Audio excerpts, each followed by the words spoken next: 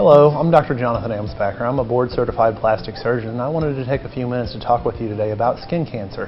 It's a question that we very frequently get in our office. Folks come in and they've had years of sun exposure, or they have a spot that pops up, and they go, is this something that I should be concerned about? So I wanted to talk with you today about a few basic guidelines that you might want to keep in mind or think about if you have something come up.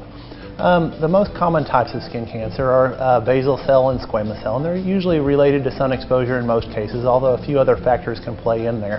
The things that I tell folks to watch out for is if you have a spot that just keeps getting larger over time, then you might want to get it checked out. Sometimes they're perfectly benign, but sometimes they're more serious.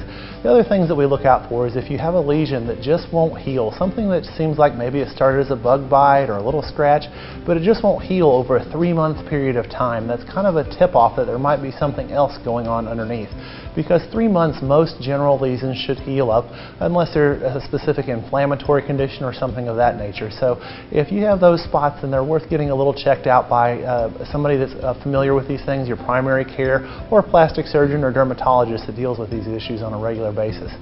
The other type of skin cancer that we're more concerned about is something called melanoma. And melanoma is a type of skin cancer that's usually related to pigment or colorations in the skin, and we think of freckles, moles, things that have color to them are what we think of most regularly. And melanoma is the most serious type. And so the things that we talk about whenever we look at melanoma is we think of the A, B, C, D, E's of skin cancer. And so A is asymmetry. Does it look different on one side than the other? Border, does it have a real jagged, irregular, rough border? C, color, does it have a lot of variation in color? Dark browns, dark blacks?